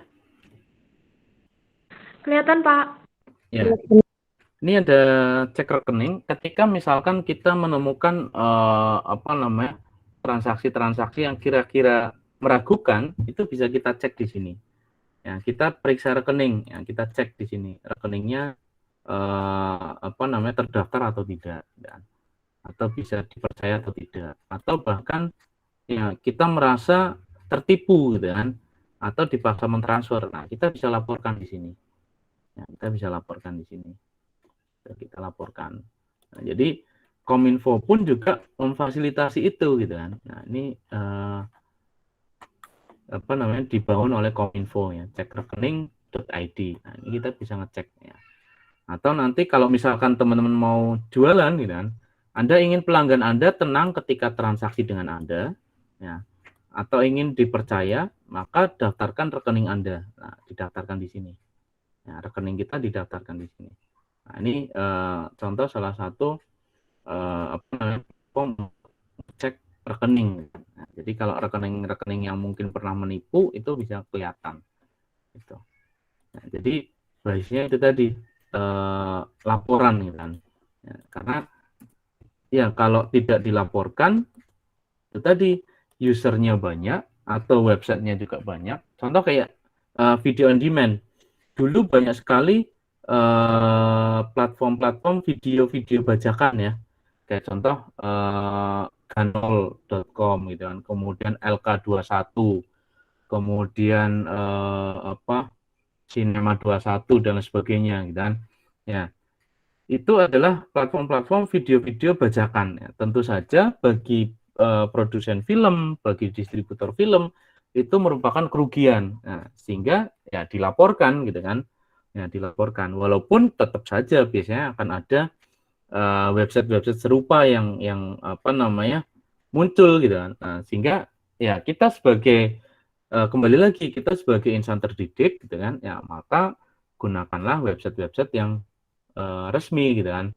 Toh juga kalau misalkan apa namanya kita mau mengeluarkan uang sedikit, insya Allah nggak mahal kok gitu kan. Kayak contoh saya berlangganan Disney Hotstar itu 1 tahun cuma 200.000 gitu kan. Nah 1 tahun 200.000 saya bisa pakai rame-rame gitu kan. Apa namanya kakak saya di rumahnya juga sama pakai akun saya gitu kan. Saya pakai di 2 device, di laptop dan juga di smart TV gitu kan. Nah, nontonnya bisa banyak gitu kan. Jadi cuma 200.000 1 tahun nontonnya banyak dibandingkan dengan kita nonton itu tadi di LK21 atau di Ganol atau mungkin di website-website yang tidak resmi gitu kan. Ya, jadi mending kita ya turut serta dalam apa namanya ya perkembangan ekonomi digital gitu kan. Ya begitu pertanyaannya Mbak Erika ya. Iya Pak, baik Pak, terima kasih Pak atas penjelasan dan informasinya. Ya, oke. Ya ini yang apa namanya tampah ketemu nih teman, web resminya saya lupa. Nah ini ketemunya di Tribun Jateng. Nah ini kelihatan ya teman-teman ya. Ya, tampah yang di pasar ya tadi ya. Ini kreativitas gitu kan. Kata kuncinya adalah kreativitas gitu kan, ekonomi kreatif gitu kan. Ya, tampah yang di pasar yang mungkin satu apa namanya diameternya 42 gitu kan. Ya, itu dijual di pasar paling 20.000 atau ya mahalnya 100.000. Ini dijual di marketplace luar negeri itu 299 US dollar gitu. Atau setara berapa? 4 juta lebih gitu kan. Ya, 4 juta lebih gitu kan. Nah, ini sempat viral kemarin gitu kan. Gitu. Ya, ini kembali lagi kreativitas. Ya, atau kalau mungkin teman-teman pernah melihat Hadir.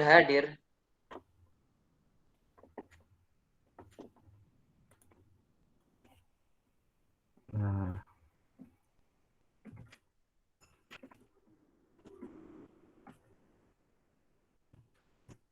ya Maaf sambil Pak, ada pertanyaan maaf. mungkin nggak apa-apa. Ya mungkin sambil ada yang bertanyakan.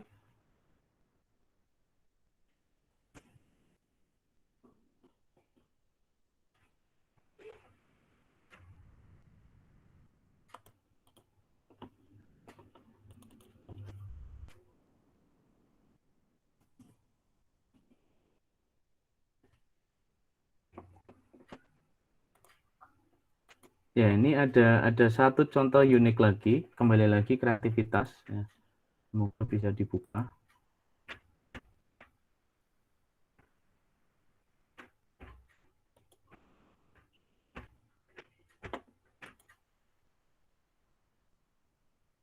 Ya, saya pernah menemukan ya kadang ada produk-produk yang dijual di Shopee itu produk-produk absurd ya, atau produk-produk yang ya unik tadi gitu kan. Ini ya sambil loading mungkin saya jawab pertanyaan yang di chat dulu. Standar teknologi e-commerce. Gimana nih Mas Akmal maksudnya standar teknologi e-commerce? Gimana Mas Akmal?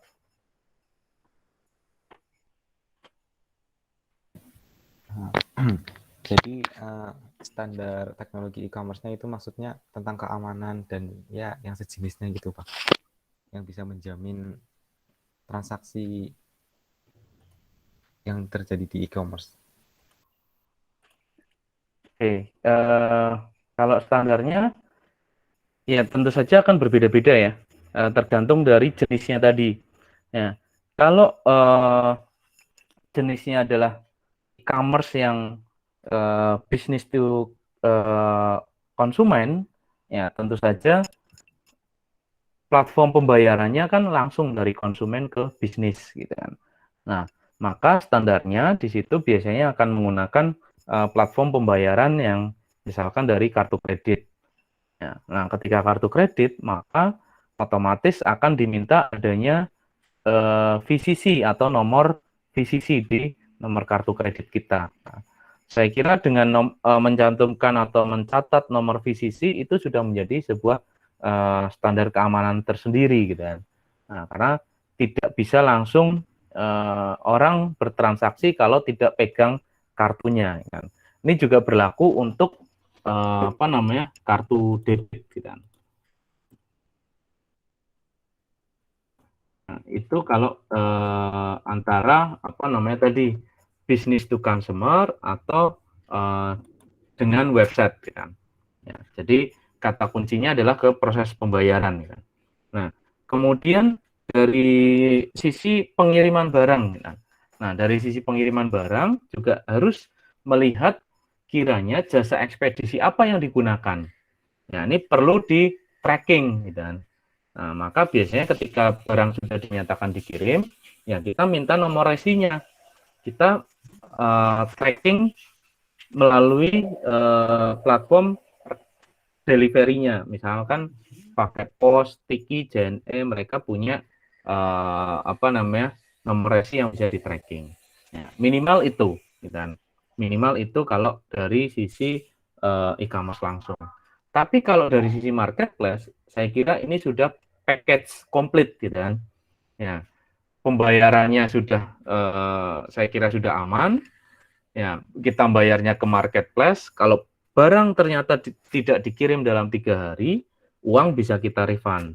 Ya, walaupun refundnya biasanya akan masuk ke dompet digital dulu, gitu kan, dalam bentuk poin, gitu kan. Nah, tapi kalau misalkan barang dikirim kok juga ternyata tidak sesuai aslinya, ini juga sama. Kita bisa komplain, ya, sehingga barang bisa dikembalikan, uang kita refund, gitu kan. Ya. Kemudian tracking pengiriman ya, di marketplace juga sudah package komplit gitu. Kita tidak perlu ngecek resi pengirimannya, kita tinggal mencet histori pengiriman, itu sudah langsung kelihatan, bahkan detail banget biasanya. Dan detail banget di pos mana, di pos mana, di kota mana, di kota mana barang kita sudah sampai atau belum. Dan ya, jadi itu tadi kalau di marketplace sejauh ini merupakan paket komplit gitu. Tapi kalau di platform e-commerce baik B2B, B2C atau mungkin tadi ya B2A, ya C2A dan lain sebagainya ya tentu saja punya komponen tersendiri atau terpisah. Begitu mungkin Mas Akmal penjelasannya.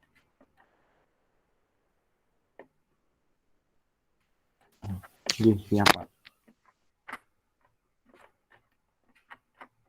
Oke, ada pertanyaan lagi mungkin sambil ya ini saya contohkan VCC atau saya kira mungkin sebagian teman-teman juga sudah paham ya. Nah, jadi VCC itu adalah 3 digit angka di belakang kartu ya. Ya, jadi ini biasanya ketika kita transaksi, ya itu akan diminta nomor VCC gitu kan. Ini kecenderungannya biasanya kalau kita pakai kartu kredit ya atau kartu debit. Ya, ini biasanya akan diminta nomor VCC. Nah, yang pegang nomor VCC ini ya hanya kita pemilik kartu gitu kan. Ya, kita pemilik kartu gitu kan. Sehingga hati-hati kalau misalkan kita punya kartu gitu kan, nomor VCC ini ada artinya gitu kan. Artinya misalkan biasanya kalau kita transaksi secara online gitu kan. Ya ini misalkan ini bisa kelihatan ya gambarnya ya.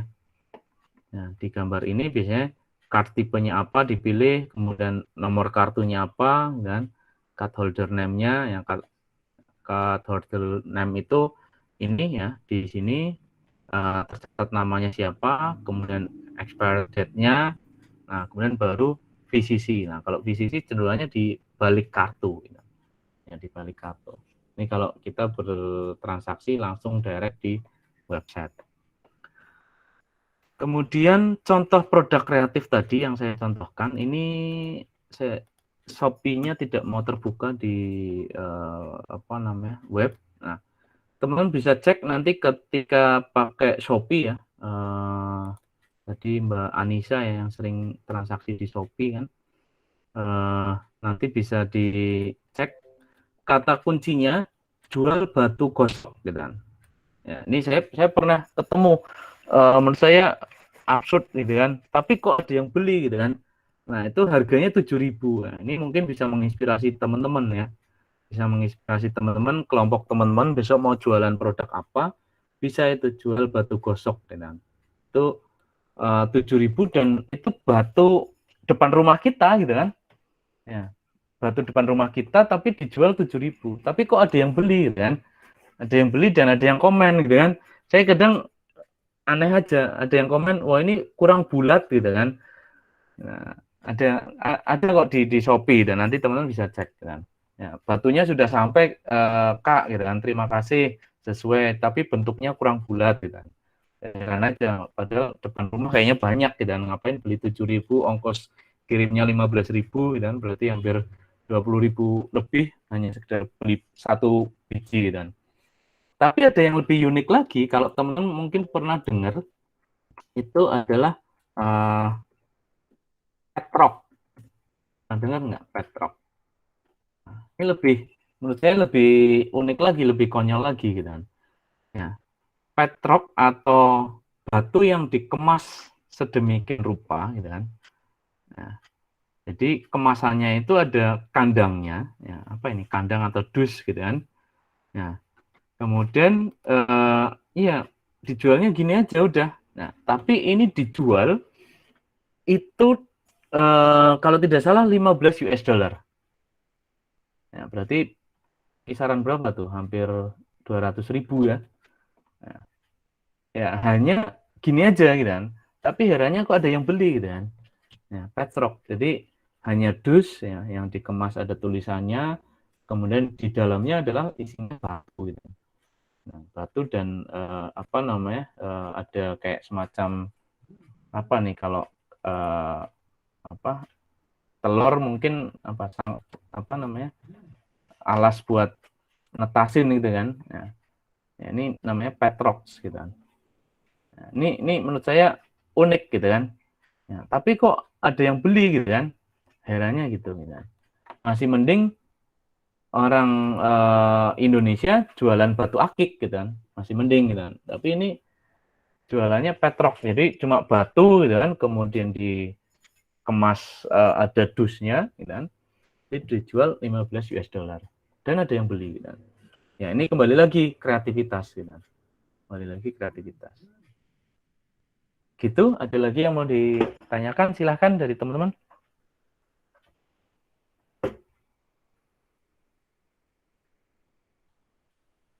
Ya, jadi semakin ada gambaran ya, kira-kira besok kita produknya mau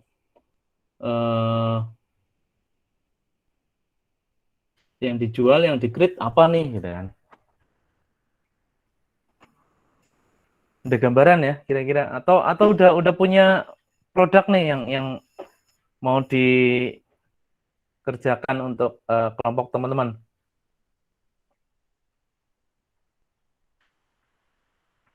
Belum, Pak.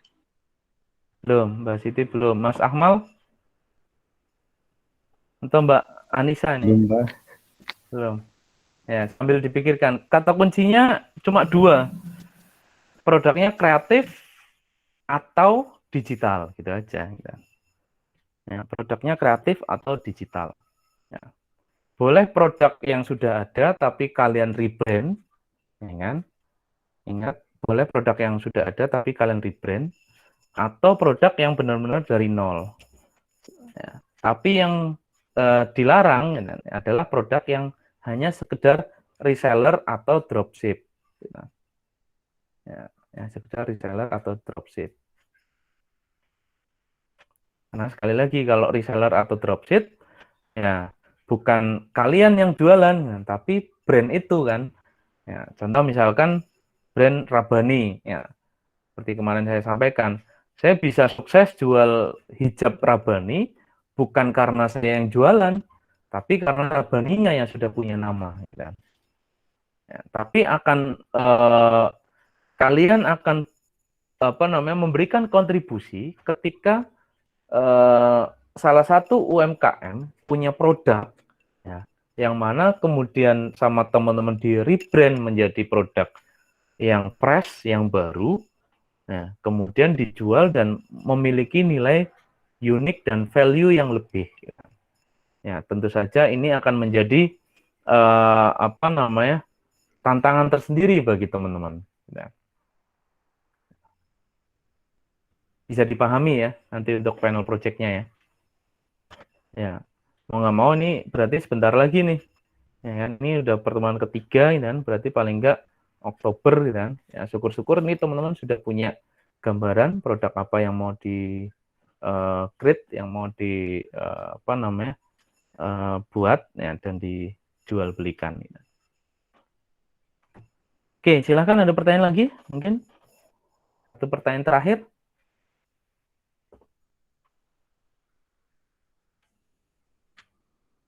Yang lain mungkin?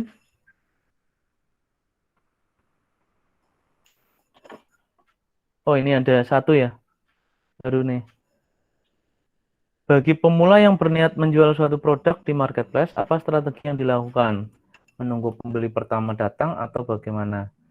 Pemasaran yang baik. Nah, tadi kita kembali lagi ke beberapa jenis, gitu kan. Nah, kalau kita langsung jualannya di marketplace, itu akan sulit, gitu kan. Apalagi produk kita adalah produk baru. Ya, sehingga langkah yang biasanya tepat itu adalah kita gunakan sosial media. Ya, kita gunakan sosial media. Nah, kenapa? Karena di sosial media kita promotnya akan cenderung lebih mudah. Ya, kita promotnya cenderung lebih mudah. Segmentasinya akan bisa kita validasi. Segmentasinya bisa kita pisah-pisah berdasarkan regional, berdasarkan jenis kelamin, berdasarkan usia, ya, bahkan berdasarkan pendidikan. Gitu. Nah, baru nanti ketika kita sudah punya platform di sosial medianya, nah baru nanti transaksinya kita tawarkan. Ya, kita tawarkan. Kalau kira-kira kita sudah punya akun di marketplace, kita tawarkan. Ini check out-nya mau di marketplace atau mau langsung transfer, Kak, gitu kan. Nah, kalau langsung transfer, kita kasih nomor rekeningnya. Tapi kalau si konsumen ini mau check out-nya di Shopee atau mau check out-nya di Bukalapak, ya kita kasih link toko kita. Gitu. Nah, saya kira itu yang paling simpel gitu kan. Atau bisa saja nanti di sosial media kita kasih link ya di story highlight gitu kan. Story highlight kita taruh di situ akun Bukalapak gitu kan. Linknya ini. Akun Tokopedia linknya ini. Nah, jadi paling mudah yang tahap pertama adalah sosial media. Ya, strategi pemasarannya tadi ya, jadi sosial media. Jadi gunakan sosial media. Nah, Di sosial media itu kita bisa ngatur. Nah, nanti di materi sosial media kita bahas lebih dalam. Di sosial media kita bisa ngatur. Kita mau insight salah satu postingan kita. Nah, kemudian di situ kita akan ngatur. Kita punya uang 100.000, kita mau promonya gimana? Itu bisa kita atur. Dan kita bisa atur segmentasinya tadi. Baik itu di Instagram maupun di sosial media lainnya, Facebook misalkan. Beda lagi kalau kita di WhatsApp ya, walaupun WhatsApp sekarang juga masuk kategori sosial media ya.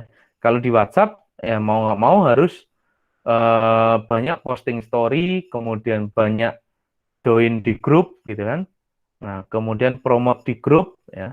Walaupun kadang menurut saya ya lumayan spam sih kalau menurut saya ya kan, kalau promote di grup gitu kan. Grupnya misalnya tentang grup apa dan tahu-tahu ada yang promo jualan gitu kan. Nah, kadang kan seperti itu gitu kan. Ya. Ada sebagian orang yang merasa tidak nyaman gitu kan. Nah, sehingga ya mau nggak mau paling nyaman ya paling enak tahap awal adalah sosial media. Begitu Mbak Eva. Oke, ada lagi? Baik, Pak. Terima kasih penjelasannya. Ada lagi? Satu lagi mungkin terakhir nih sebelum kita tutup. Ya, pas nih 8:30.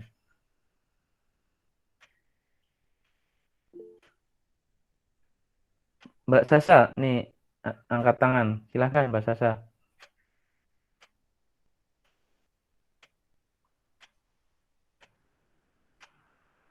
Mbak Sasa angkat tangan mau ada yang ditanyakan mungkin? Ini yang lain nggak ketiduran kan? Karena kuliah kita malam ternyata yang lain tiduran enggak ya. Enggak, Pak. Enggak, Pak. Ya. Ya, aman, Pak. Ya, oke.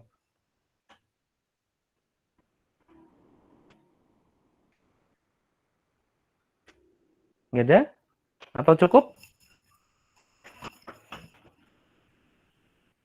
Silahkan kalau ada yang merasa mau didiskusikan sebelum kita akhiri. Ya. Cukup ya mungkin ya, kalau tidak ada pertanyaan. Cukup, Pak. Ya, Mungkin, baik Pak. kalau tidak ada pertanyaan atau mungkin nanti kalau tiba-tiba kepikiran ada pertanyaan bisa ditanyakan di grup ya. Silahkan grup atau boleh japri juga nggak apa-apa. Ya, kemarin ada beberapa juga yang sudah japri ke saya yang menanyakan tentang project dan lain sebagainya. Ya, mau japri boleh. Baik, saya kira itu saja untuk diskusi yang menarik pada malam hari ini ya. Kurang lebihnya saya mohon maaf. Semoga bermanfaat dan yang terpenting adalah tetap belajar secara kreatif dan aktif ya, berpikiran positif ya. Semoga kita selalu mendapatkan perlindungannya, keberkahannya ya, dan tentu saja kesehatan. Amin amin ya rabbal alamin. Baik, kiranya itu saja dari saya. Terima kasih. Saya akhiri untuk perkuliahan kita di malam hari ini ya. Nanti untuk minggu depan apakah jamnya geser atau tidak nanti saya kabari ya, karena jujur saya sedang nyusun jadwal juga khususnya di Oktober nanti ya, biar tidak saling bentrok ya. Nanti saya update lagi di grup atau ke Mbak Eka ya, salah satu koordinatornya. Baik, terima kasih. Akhir kata, wassalamualaikum warahmatullahi wabarakatuh. Waalaikumsalam. Terima kasih, Pak. Selamat malam. Ya, terima kasih. Dadah. Sama-sama.